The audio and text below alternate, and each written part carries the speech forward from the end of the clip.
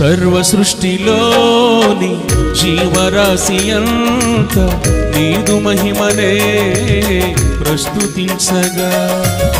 స్వరమెత్తి పాడి